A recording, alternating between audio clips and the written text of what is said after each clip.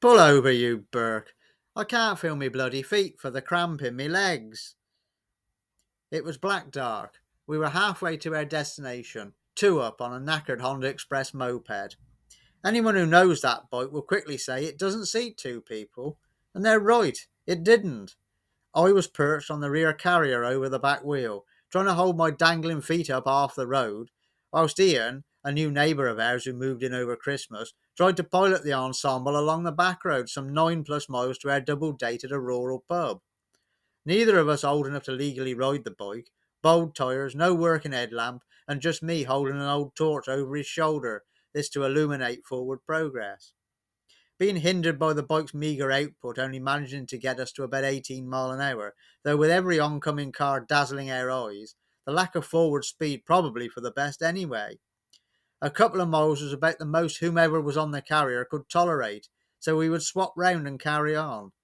I had my new leather strides and cowboy boots on, in a bit of an effort to impress the two girls we were off to meet up with.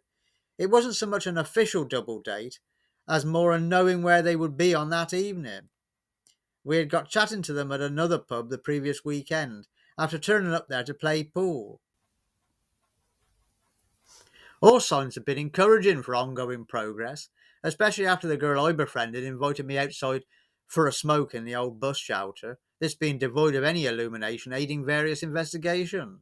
The girl Ian had got off with in the gents whilst I was outside with her mate, and said she was a barmaid at the pub we were now heading for, and working Tuesday if we wanted to pop in.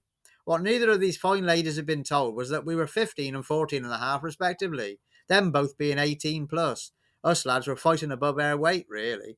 What with the fraught journey, plus having to find a litre of fresh petrol from Ian's mother's lawnmower to get us there, we didn't arrive until after 9 p.m. The pub coming into view like a beacon of hope after miles of unlit roads. Being a Tuesday, the place was pretty quiet bar for a few local farmers, but there was a group of rather noisy lads sitting in the corner as we walked in removing our helmets. No one was behind the bar at that point, so we dived into the gents, the ride's vibration making a pee rather an urgent requirement. When we came out, Ian's girl was now back pulling points and looked rather startled upon seeing us emerge from the bogs. "Oh, you both came," she exclaimed. "A promise is a promise," I countered, buying Ian half a cider. The door then opened, and to some shouts from the lads in the corner, in walked my girl, and I say that in quotation marks, straightening her dress, followed by a fella, obviously one of the group of lads. He sat down, and she came over to us, looking somewhat rather put out. "Bit far out for you too, this place, isn't it?" she said, in a curt tone. Then looking over my head to her friend, "We are heading into Burger Star at 11. You coming with us when you finish?" The barmaid concurred with her, and she went back to sit with the lads. "Looks like we've backed the wrong horses here, mate," I said to Ian. "Drink up. Let's go back." We got outside, and on spotting a Mark 1 Ford Fiesta with alloys and a drainpipe exhaust among the handful of Land Rovers, I pulled a self-tapping screw from my pocket, wedged it up under the car's rear tyre. "Should keep 'em busy swapping that over halfway into the town in the dark," I grinned.